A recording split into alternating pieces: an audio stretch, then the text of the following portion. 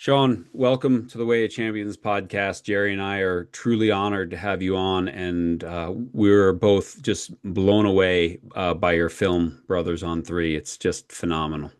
Well, wow, you guys, Well, where have you been all my life? I mean, that's amazing. well, Compliments like that, you know. well, I was telling John, this doesn't come from outer space, but I was telling John what it did for me. I've been at this a lot longer than a lot of people for 45 years working with teams, over 130 championship teams. I've been in locker rooms. I've been at the Final Four. So I've experienced this. When I watched this amazing documentary, this amazing art piece, uh, it brought me back into that locker room. It made me miss every moment. In fact, even telling you this right now, I have goosebumps on me. And really, and it's so real and so genuine. It captures exactly what every feeling I've ever had in that situation. And of course, people familiar with John's work and my work, we know it's not about the game itself. It's the bigger game. It's something much bigger than any one of us. And boy, oh boy, is this life. And that's what I'm so attached to with this. Wow, thank you. Thank you so much. It Yeah. really means the world. You know, when you set out to tell a story, you don't know how it's going to be received. You never look at the end result, right? There's this famous music producer, Rick Rubin, and I don't know if you're familiar with him at all, but like his whole, you know, Yeah. view on art, I'm a big fan of him. And this idea, you don't create art, for the end, goal. You just create it for, you know, the story you're trying to tell and being authentic and being honest. And if you do the work and if you are really onto something that is captivating, audiences Yeah. will be moved, and it sounds like you all were. This is Yeah. this is what we need in the world today in terms of all of us coming together for a purpose higher than any one individual. And it demonstrates it, it puts it right out there. So let's jump into Yeah, this let's stuff. This let's is let's jump in because you've told lots of stories in your filmmaking and your producing, from Yogi Berra Mhm. to others. But this one, I mean, give people a little bit of the overview because this one really hit close to home for you as well. The ability to tell this story. Yeah, for sure. No, I played rugby at West Point. I got recruited to play football at West Point, but West Point over recruits its athletic programs, especially football, because a lot of people drop out. So I showed up and we had six tight ends on the roster, and I wasn't going to play, and I was a little upset and confused and didn't know what to do. And I had an upperclassman in my company just grab me by the collar and take me up to the rugby pitch. And the first time I touched a rugby ball was on a Monday, and I was starting on the developmental side that Saturday. And I never looked back. I played all 8 semesters, and it's what kept me at West Point, and that's what stayed with me for the past few decades as I've tried to tell this story. So oh Yeah, my God. it's an Didn't know awful. yeah. that. Yeah, well, what's cool as well is like, I mean, a lot of the guys in here have a similar story. Like, I never played rugby till I got to West Point. They're football players, they're whatever, and they Yep. got dragged out there. And there's even a scene with head coach like, all right, here's 15 guys, and here's the rule. Like, what other college sport like is like A an not even just any college sport, but a national championship. Like they just won the national championship, and at tryouts the next year, he's like, "This, okay, here's how you play rugby." You know? here's what this position's called. Here's what this position's called. And yeah, it's such a beautiful, amazing sport as well. And I've had the opportunity through my work to work with Ireland Rugby Amazing. and in the NRL in Australia. I know it's not rugby union, but it's just such an incredible sport and camaraderie. And I've always been blown away that in this sport where people can go in and again, no pads, beat the heck out of each other, but then there's so much respect at the end. I look at so many other sports, trash talking and all the stupidity, and rugby, which is the most physical of them all, at the end almost always ends in respect. Yeah. Yeah. Yeah, yeah. No, that's what drew it to me as well as the camaraderie and what's the brotherhood, right? But what's interesting is you've got this really tight brotherhood on the rugby pitch, but you also have, a bit of a brotherhood and sisterhood, I should say, at West Point, between your classmates. And so, that's what really I think resonated for me is this idea of this Venn diagram of both West Point and rugby overlapping. The type of person who would go to West Point and the type of person who would play rugby, that sliver of person, I found to be a pretty interesting animal. Yeah. I I'd like to talk, if I could, about brotherhood, John. Mhm. It's a very important word for me, working with men's teams and seeing that and trying to develop that idea. Historically, I'm familiar with the Battle of Agincourt, Oh, sure. Yeah. right? And Henry V Yeah. um, Yeah. went and told his men, and I put the quote down here, "For he today that sheds his blood with me shall be my brother." And what blew me away was during, got to hold my tears back here, but during part of this documentary where the player shows his leg and shows everyone has that tattoo and you have to earn it. The words of Henry V that he told his troops that went into battle, and by historically, it's the most epic upset ever in the history of war that they go in the Hundred Years' War, and they're the monumental underdog, and Mhm. they just hear these words from Henry V, which is, by the way, I think where the word brotherhood came from. And that plays into what you just said. That's why I just had to pick up on that. And that was mind-boggling for me as well. Yeah, yeah, beautiful moment in the film, and what's really great is like when I played there in the '90s, we had a lot. Some guys had tattoos. Like nothing was really formalized. Like it's gotten formalized over the past kind of 2 or 3 decades, where even their team motto or mantra, trust, commitment, and love, their core values. Those are core values that we had, back in the '90s, but we never vocalized. And so what's been beautiful to see is going back and when I embedded myself, the Pentagon gave me access to embed myself for a year within the program, which was incredible. And when I did that, to see everything that we had been doing for decades was now kind of, codified and formalized. It was really beautiful to see, and I tried to bring that out in the film. Yeah. Jerry always says that the work we do with teams is you try to take it from the wall to the ball, Mhm. right? And really, I think what comes across in this film is that. And I think even older alums like yourself who Yep. are like, oh wow, like we're this is really going to this next level and the ability, so I coached soccer at the University of Vermont, and last year, University of Vermont men's soccer won a national championship. And I was sitting there, like a lot of alums, talking in your film about the text chains and all these kids that I coached who were in Yeah. the stands or whatever, just celebrating this. And so was that the catalyst when Army wins the national championship? And was that the thing that said, I want to make a film now, or what made you No, want no, to do it? I was already no, no. We had already been filming for about 9 months before then, but not full time. We had been that was the catalyst that's what kind of I think pushed us over the edge to get the financing. Yeah, gotcha. That. Ah, yeah. But we had started. No, I had. Oh gosh, this has been a journey forever. I mean, I had taken a stab at a documentary, with some other folks back in '07, '08 or so, and then I wrote a screenplay called 15 Brothers, and I had Miles Teller was the lead actor, and I had Ridley Scott as an executive producer, and I had an Oscar-nominated director attached, and we couldn't get the financing because it was a rugby movie, and nobody Hmm. wanted to finance a rugby movie. Yeah. So, that fell apart, and Was before they made Invictus, and that one was very uh, successful, or that was. Wow. I don't think that was super successful in Hollywood's eyes, Mm, and it didn't have some of the components that film had. yeah. Um, but yeah, so anyways, and then finally, I made a documentary about Yogi Berra called "It Ain't Over," and it did very well. And because that did well, I felt bolstered, and I kind of had some capital. I'd built up some kind of like, capital within the you know filmmaking community, and I was able to like spend that capital on something. I'm like, okay, I've got a little bit of a support here. I've got some wind at my back. What am I going to do with that? I'm gonna finally tell the story of West Point Rugby because it's the story that means the most to me. So I Hmm. got a DSLR camera. I got in touch. My coach, Coach Mahan, who's since passed away, he put me in touch with the current coach, Coach Sherman. This was September of 21, so 4 years ago, and they put us in touch. And I saw on the calendar that Army was playing Navy at FedEx Field as a curtain raiser match before the New Zealand All Blacks were taking on the United States. Hmm.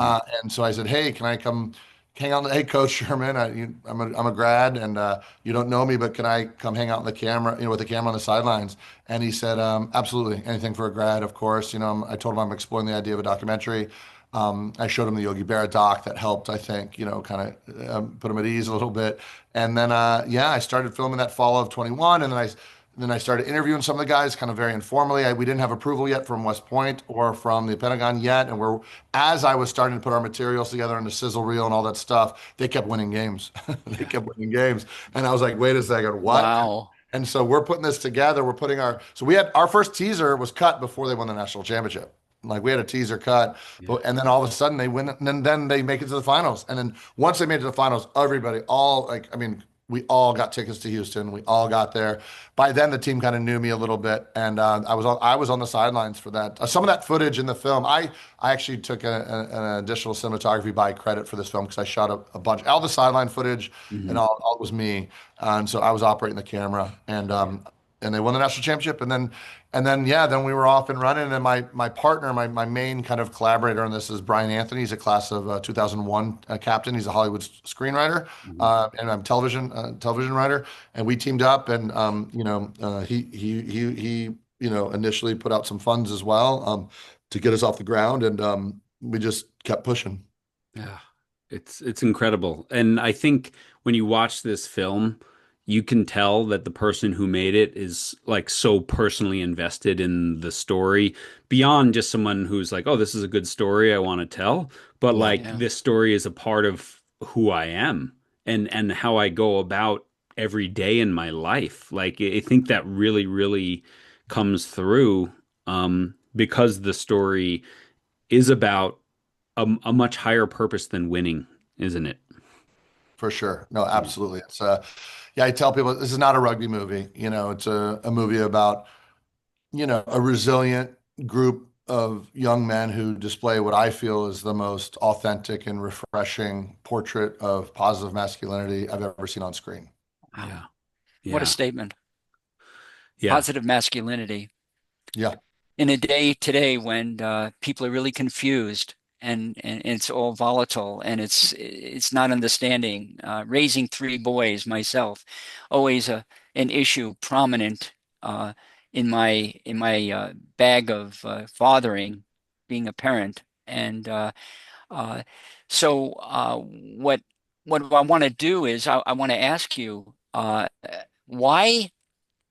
Okay, so it's so great that you were part of this yourself, not hmm, the documentary. You were part of the journey yeah, with the rugby, and it's not about the sport rugby, but it's about the trust and the commitment and the love.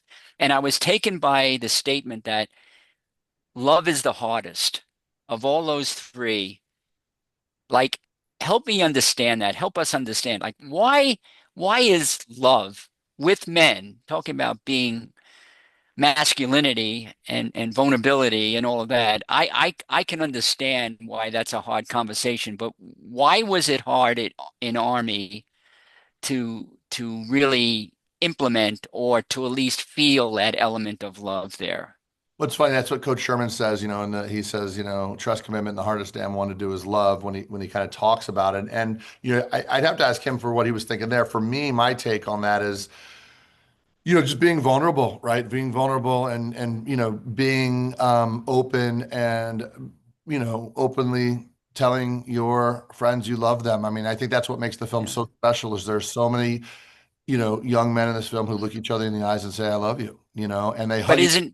isn't that like squishy, touchy-feely, maybe a little bit like weakness and your Army and you got to fight and be tough and you can't, we can't express feelings and Yeah, what is that about? I think that's a misconception. Yeah. I think expressing love isn't weakness. I think it's strength, Hmm. It's a real Hmm. strength. It's a real confidence, right? These kids are so Hmm. confident in their love of one another Hmm. that um, I think that's what elevates them ultimately, Hmm. is this Hmm. confidence in the fact that they love each other. They're not afraid to say it. I mean, there was a line that was cut out of the movie, but Jack Simpson, one of the kids in the movie, he says, I give 30 hugs at lunch every day. He's like, what the heck?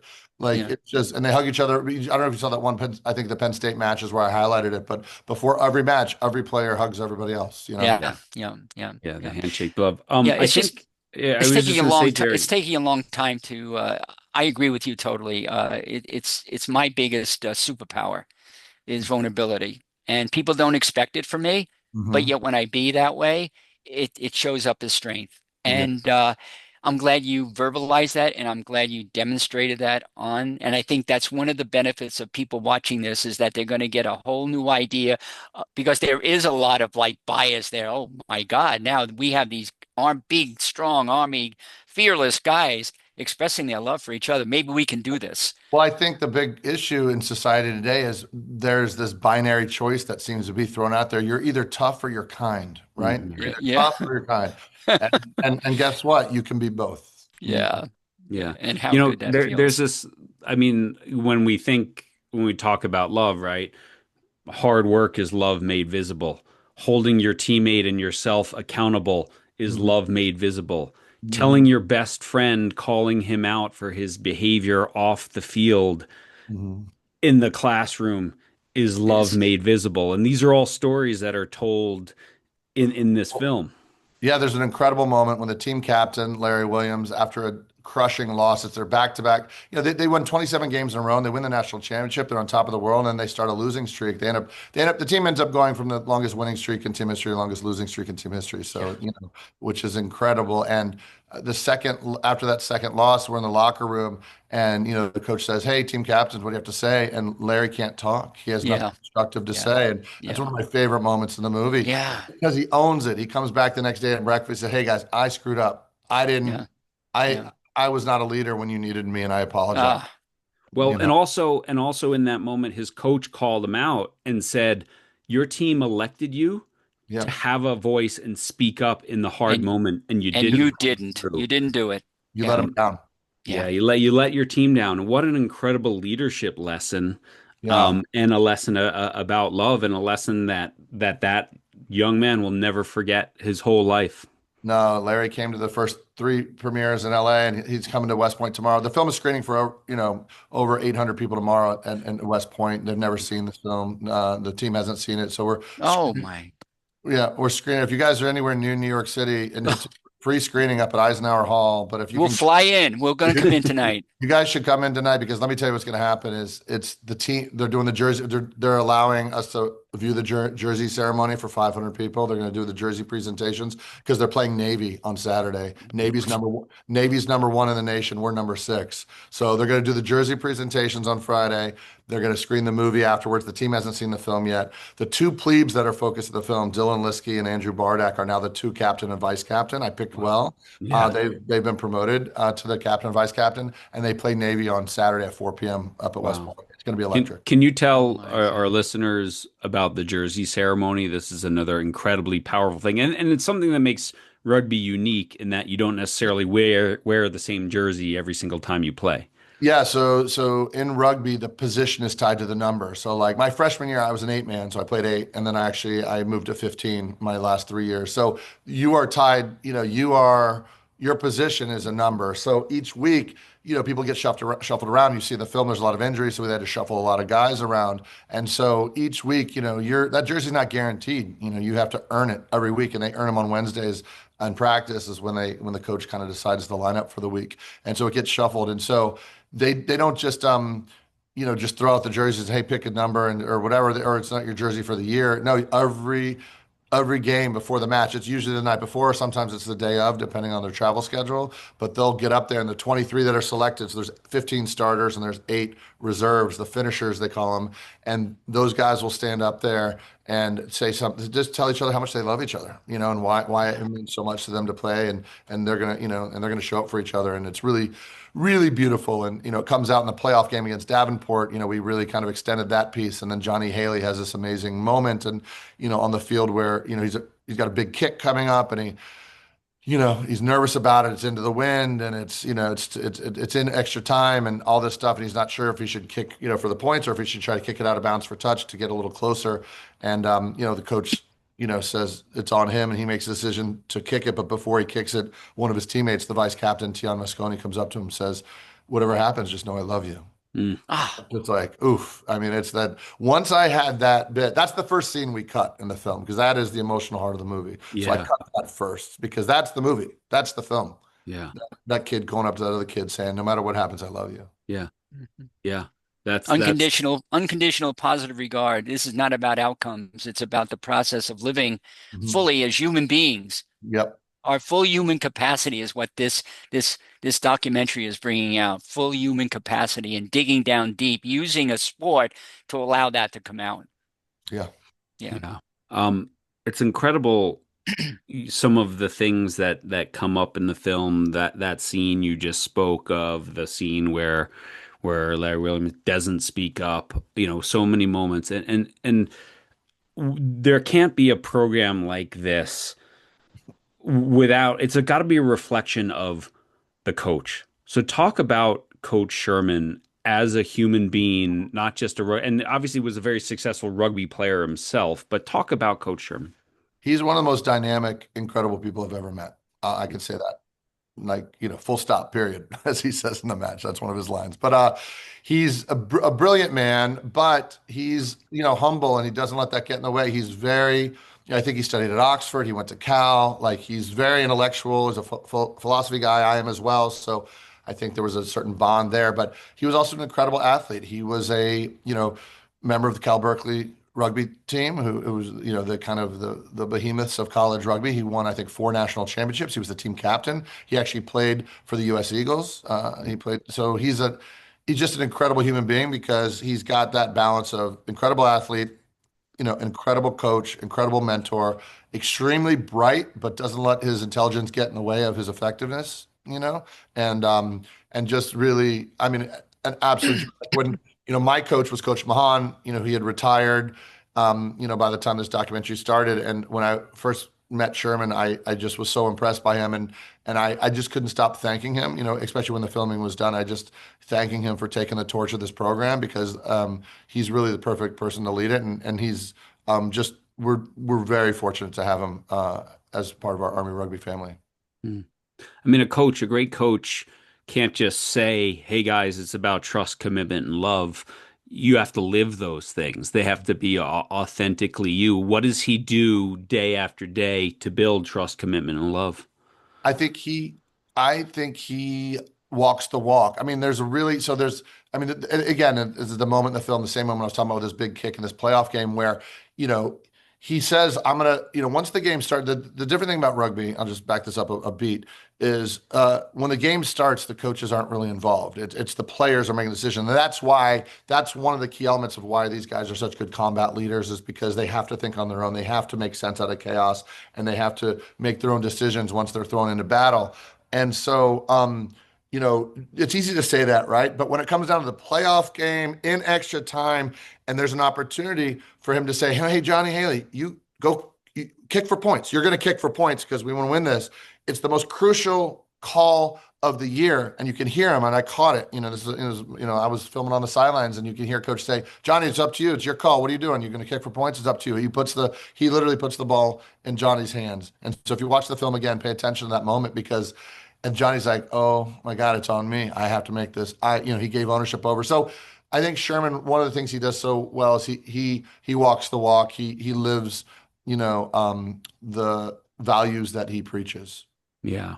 Yeah, it's incredible. I Um, I missed yeah, that.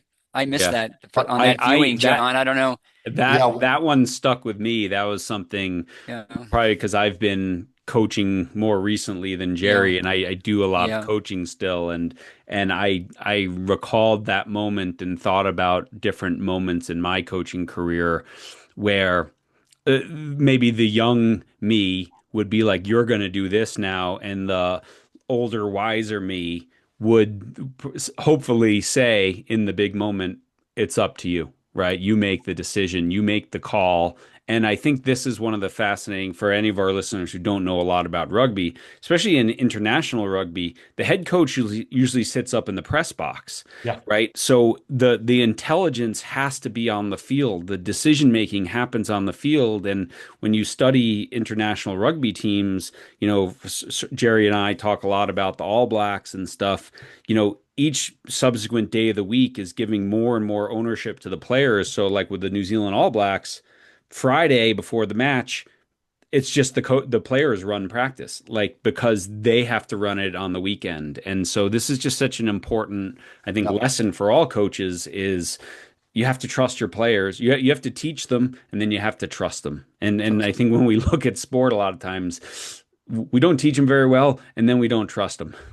Yeah, a lot of coaches micromanage, and that's not the case here. It's not the case with Sherman at all. Yeah. Yeah, yeah, The powerful. moment the moment that really hit me between the eyes, I'd like to share it. And I love a good film that brings up emotion. I'm an emotion guy. I like to feel.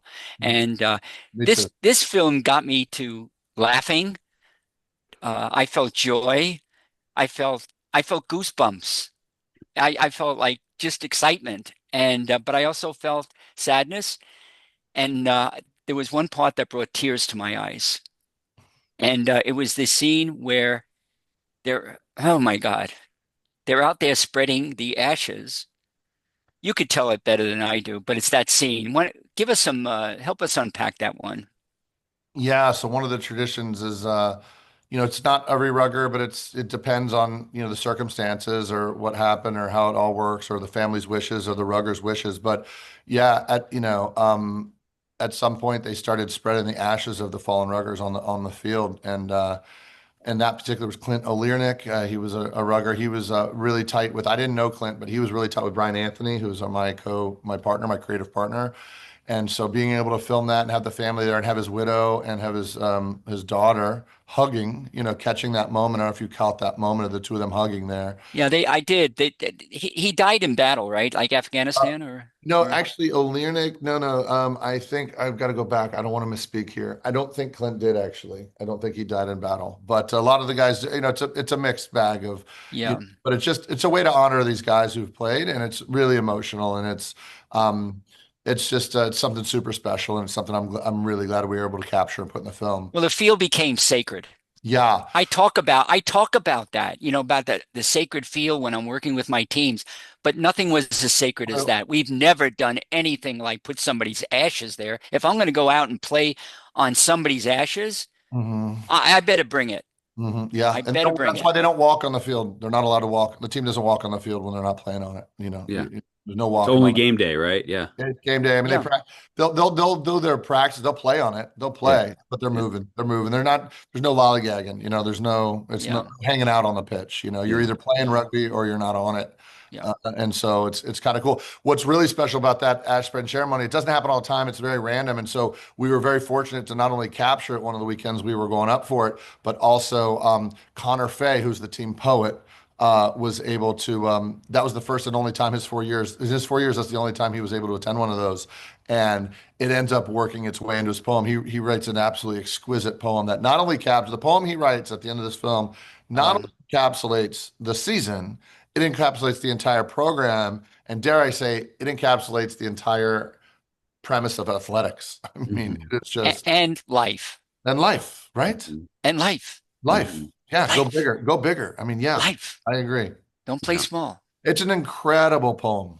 Yeah. Yeah, Incredible. Well, when he said tears, it's called the parting glass, and when I as an Irish guy, there's an Irish folk song called the Parting Glass, and I Yeah. was like, oh, I wonder how close this is going to be to this, and yeah, it's super tears. powerful. One of the things that the incredible sort of statistics that you bring out about the ethos and this higher purpose of West Point rugby is the fact that just um, the seniors, the graduating seniors, sort of put in for what they want their assignment to be. And our Army Rugby has the most people who request infantry, the hardest leadership job. So maybe just talk a little bit about that, just percentage wise. They're saying, I want to be in front central and yeah, just go Yeah, ahead. I mean, there's different branches in the Army. There's dozens of branches, and they're all broken down kind of between combat arms and non-combat arms. And so, yeah, typically every year the rugby team has the highest percentage of graduates that choose combat arms. And, whereas other sports, and again, there's nothing, first of all, if you raise your right arm and you serve this country, it doesn't matter what branch you're in, Yeah. you're doing great things for this nation. And so there's no looking down on any other branches. But that being said, the branches that tend to see the most combat and tend to be put in harm's way the most are most highly occupied by Army rugby players. I mean, that's what they go for. And so we bring that up in the film. It's an important aspect of this film for sure, because there are countless. I mean, I can't tell you how many, guys I knew I played with and, who've been special forces. I mean, Brian Anthony, my partner. I mean, he was a special forces A team leader, multiple deployments in combat. And now he's a Hollywood television writer and a film producer now. But yeah, the things that a lot of these guys go off and do are pretty incredible. Yeah. Which No. then leads to the idea that was brought out in the film that of all the graduates of West Point, the academy, that most of the people who become generals, Well, right? yeah, the percentage, yeah. So The percentage. Go ahead. so here's this is a stat we uncovered as well. But if you graduate from West Point, you have a 1% chance of making it to the rank of general officer. So it's a pretty small subsect of officers who make it to general. But if you play rugby, you have a 3% chance. So that's a 300%. I'm sorry, 300%.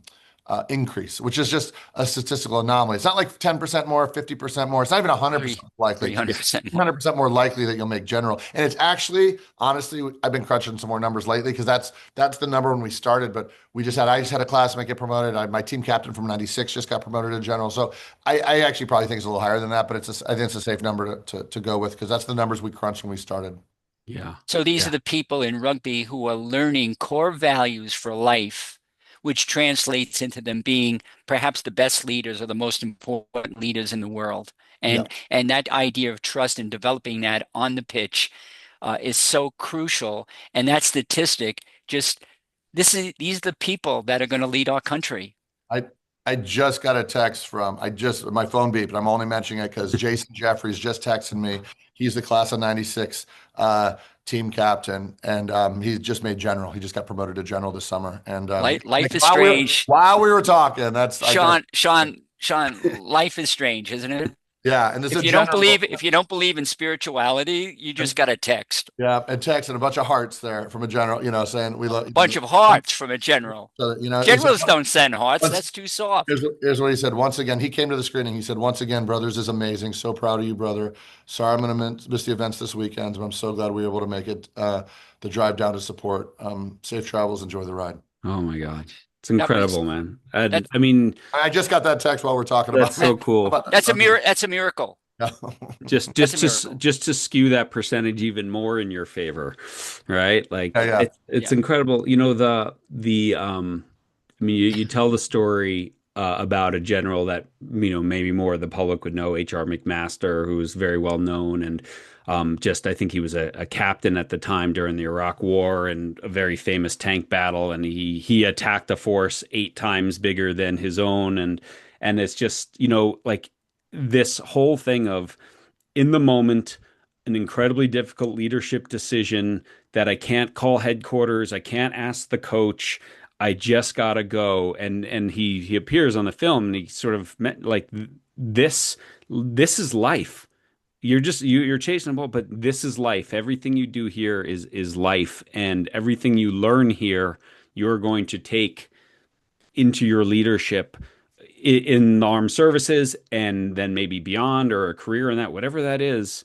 Like, this is the best training ground you'll ever have. I mean, another one of the soldiers talks about this. I learned everything I needed to know about leadership playing rugby here. Yeah, for sure. Yeah. Yeah, I like what you say. This is life because these guys do live life. I mean, that's the thing too. Is like, I think a lot of I just recently gotten remarried. I got married last month, so it's been a busy fall. And my wife is getting to know these guys and the team, and the more these guys she meets, and especially some of the younger ones that she's been coming around some of these screenings.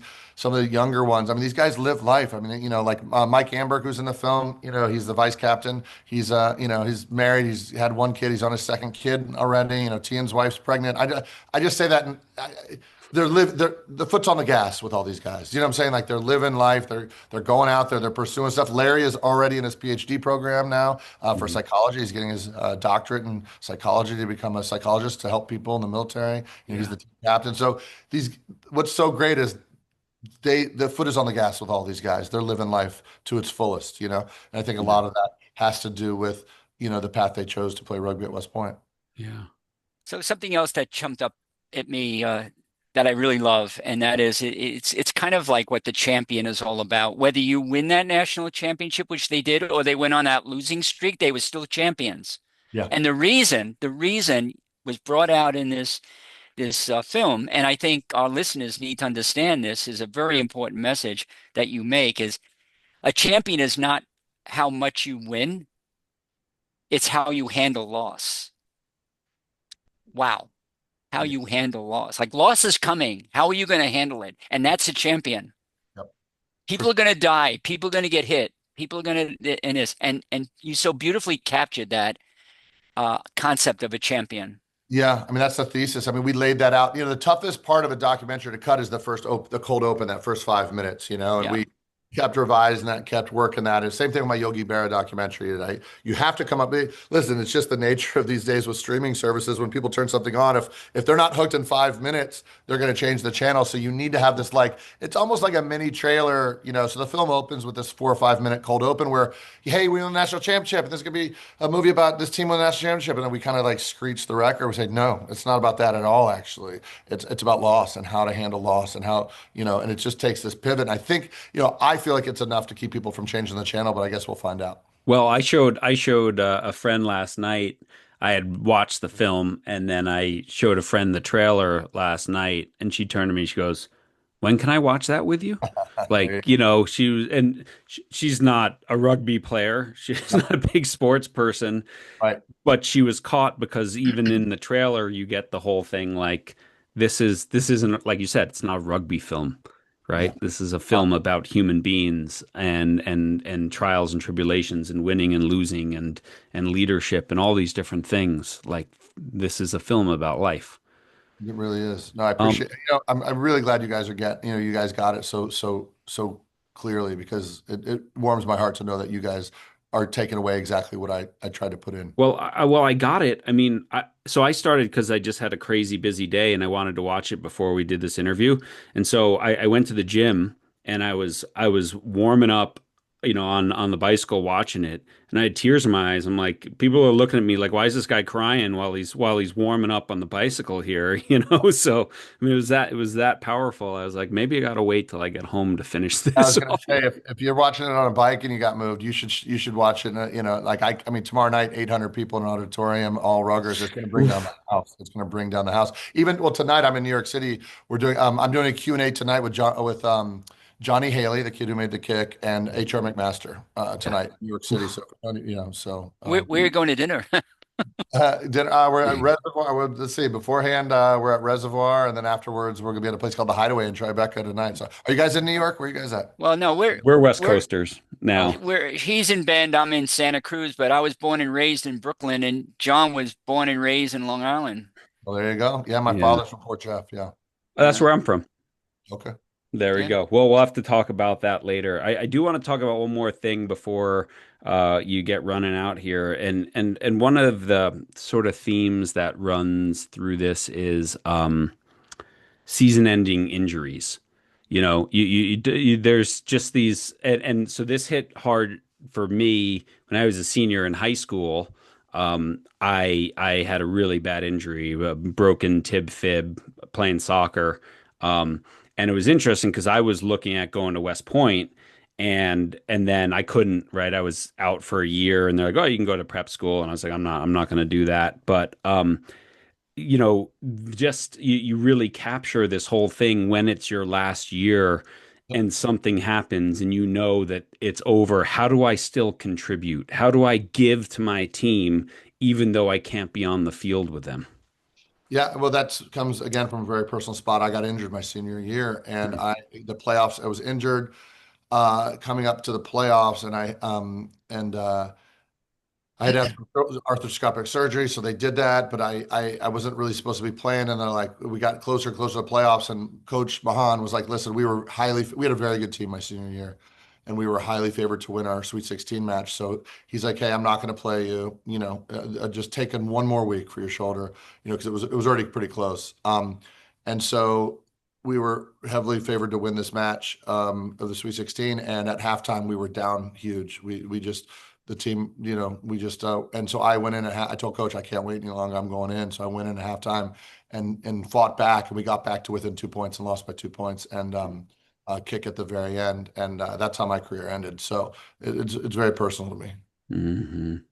Because so few get to end on a national championship, right? One Right. team gets to end on a Fun. win, and Yeah. everyone else has to end, and your career ends in disappointment, and you've kicked your last ball and whatever. And again, rugby, yes, there's men's rugby and senior rugby, but it's not like a lot of sports where, yeah, I'll just, join the bar league tomorrow. Like there is some of that, but especially for someone at West Point, well, now you're moving on and you're going into service, and so this might be the last time you ever play rugby, and you Yeah. know, except for the alumni game, which you show on there as well. That the credit. That You was know, great. pardon that I say this, but I do work with Navy women's lacrosse, and We, I'm we an can we can end this now. That's fine. we can end it. Okay, I'm an ex I'm, Navy officer during Vietnam, and we hated Army, and of course.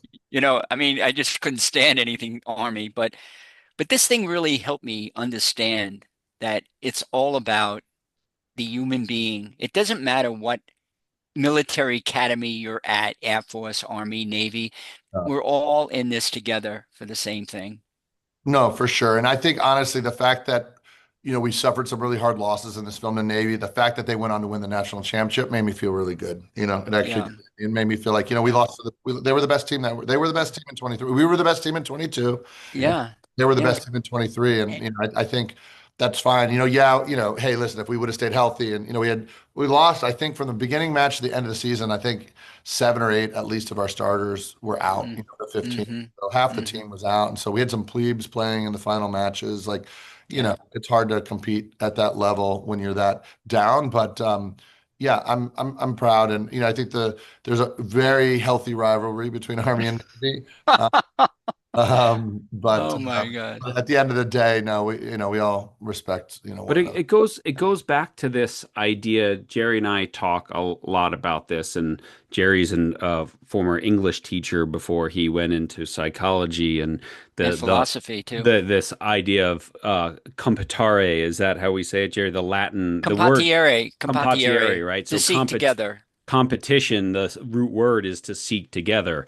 And Yeah. that Army Navy rivalry, where the coach says at the end, like, we are going to serve alongside these guys, but today we're going to try to kick their ass. But they make us better, we make them better, and together we're all better because it. So this film is also about, I think, the essence of competition. Sometimes we turn competition into the war and Yep. one winner, but really competition makes me better and makes you better, right? A great film makes your next film better because you go, man, that's the new standard, right? And I think that's what this is about too. Yeah, no, I mean, I think that's a great no. I mean, competition elevates all, right? And I think I think this film's a great example of that. And yeah, my films. I mean, this is the seventh film. I mean, I also feel very fortunate. I've been either a writer, director, and or producer on 7 independent films, and they have all uh, premiere, played in theaters, which is a big thing because less than 5% of, independent films, typically make it to a theater because they're so hard to make. So I feel like I'm, 7 for 7. And this is definitely, the most personal one because it just comes from such a real place. And I'm just really proud at seeing the light of day. And, it'll be streaming sometime in 2026, but right now it's just in theaters. Yeah. Can you tell people? I know there's sort of these early releases coming out around now, but yeah. So tell people how they can watch it if they first now in a theater and then. Yeah, I think, for the end of this year here, for November, December, it'll be playing in Regal cinemas all across the country. I don't think that'll bleed into the new year. I think, but we are going to be doing more screenings in the new year. So, you can check our website for that. It's brothersonthreefilm.com. And social media, Instagram's a great place for intel for all that type stuff. So we've got an Instagram account, but we are actively shopping this to streamers. We have not sold it to a streamer yet, so we're actively shopping it to buyers. That's why we're doing this theatrical run, is to gain some interest, to meet with folks like yourself and help get the word out there. But it'll be hitting some kind of streamer, sometime in 2026. We're eyeing, it's Memorial Day, or even this 4th of July is a big one, 250. So Mhm. yeah. That's Wow. Unbelievable. I mean, it's such a great film, Sean. I mean, like, congratulations. Like I said, this is Jerry and I read a lot of books for this podcast, meet people who do stuff, but this one blew us away. And Jerry's watching it obviously independently. We're not in the same place. I watch it.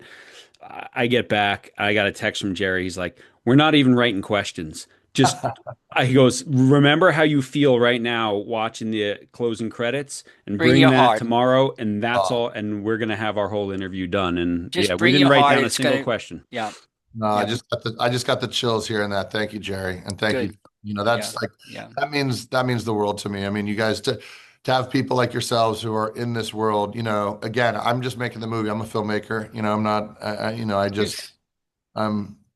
I'm just trying to tell the best story I can tell and be honest and authentic. Well, It's it's real. it's brilliant, and all for all our listeners, when you get a chance to find this film, go to the website. It's all going to be in the show notes, social media.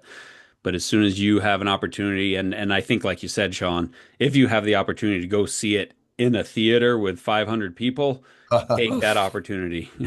Even 20, even two people, just even on the big screen, it's a very, I'm really proud of, my cinematographer, Danny Vecchione. He shot It Ain't Over. He's shot five of my films. It's gorgeous. It's a gorgeous film too. He did a great job.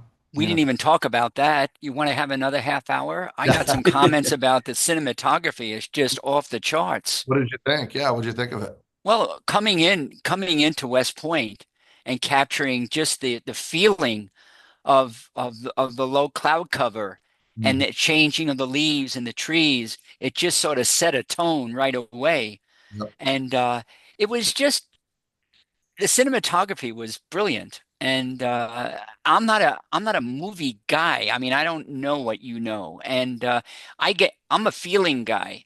Yeah. And I felt right away, oh my God, this is good. And of course, it didn't hurt coming from back east and being born and raised there and being among the trees in the fall and so forth. No, and I got to give shout outs to all my people, my editors, Mel and Devin were the main ones, and Thomas as well. Like, oh my God, like the amount of work they put in, and to get from 600 hours of footage, right? I shoot a lot, right?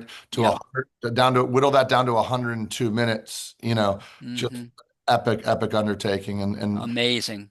yeah, and so I've got a great team with Robert Carroll and Mike Connors and again Brian Anthony and just everybody, and Dave Averett's one of our financial guys, but he's also a creative guy. So just getting a group of creatives together to tell a story. I mean, I'd say that I've been a film professor in LA for a while, so I teach at the American Film Institute, AFI. It's one of the top kind of film programs in the world. Actually, it's kind of like the Juilliard of film schools. I like to say out in Los Angeles, it's a 2-year conservatory, and I taught at USC prior to that, which also has a good program. And I. I tell my students all the time, I say, this is going to sound very easy. This is going to sound very easy, but it's very hard. I said, here's the key to a successful film career. You got to tell stories you love with people you love. Mm. That's it. But that's Wow. harder. It's harder to do. It's easier said than done. Yeah, Wow. that's a That's great wonderful, advice. Um, wonderful advice and final thought there, Sean. I was going to say, they say those who can do and those who can't teach, but you can do, man. I mean, this film is off the charts. I So, appreciate it. No, I teach. Listen, I'm definitely not doing it for the money. I'll tell you that. I well, teach. you're not making a living, you're making a difference. And that's what this is. It's love.